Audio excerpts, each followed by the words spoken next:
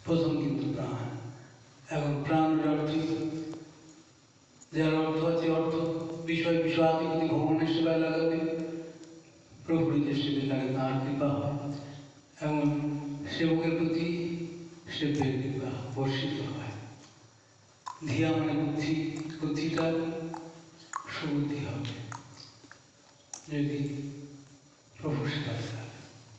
বাচ্চা মানে জিভা দিয়েছি, এবং জিভা যদি প্রভু নাম কীর্তনে, প্রভু গুরু মহিমা কীর্তনে, প্রভু লীলা কীর্তনে যুক্ত হয়, তাহলে জিভাটা সার্থক হবে।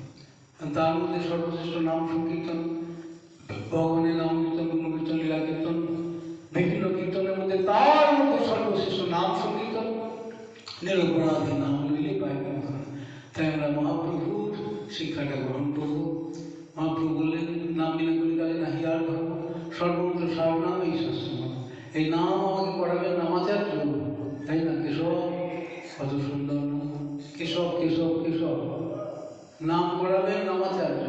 তাই গুরু নিত্যানন্দের আন করতে, মহতের আন করতে আমরা ভজন করব। এই ভজনে প্রভু সুখ হবে, প্রভু সুখ হলে ভৃত্য আমার সুখ হবে। এই জন্য সনাতন শিক্ষায় মহাপ্রভু বললেন মহৎ কৃপা বিনা কোনো কারণে ভক্তি নয়, কৃষ্ণ ভক্তি দূরের হোক, সংসার দেখা হয়, সংসার থেকে মুক্তি হবে, ভক্তি দূরে আগ হয় মুক্ত, তবে সর্ববন্ধনা, তবে সহিতে পারে শ্রীকৃষ্ণ ভাবে। আপনি সেই দাস কি বলছেন, আমার সেই চাকরি না, দাস ভাবে আনন্দিত আর পারিষদ পার্শ্বগণ প্রভুর দাসের নয়, এই জগতে দাস। এখন কিনা বলে কিনা বলি ভক্তের কারণে, যেটা কোনো ভদ্রলোকের কাজ না সেটা করছেন।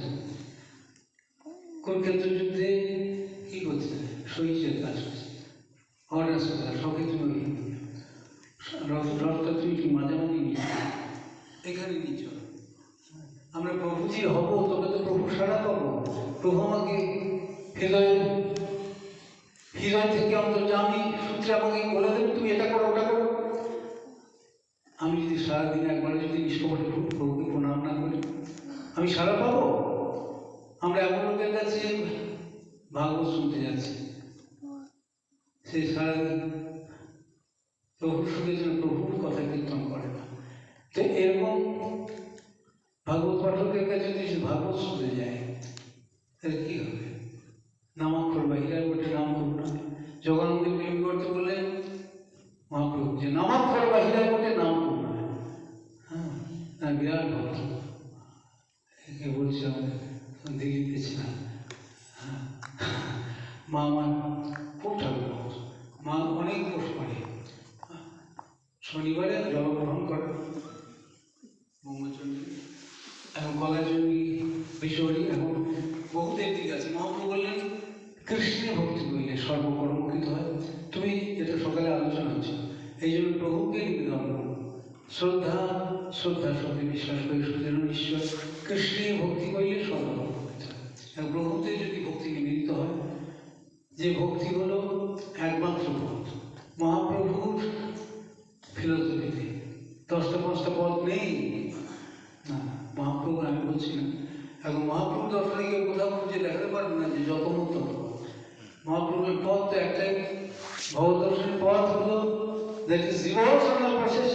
If you are interested to know what love, you must accept the devotional process. That devotional process is chanting Hare Krishna, chanting Happy. তাই বললেন তোমরা নিরন্তর তোমরা হরি নাম করো,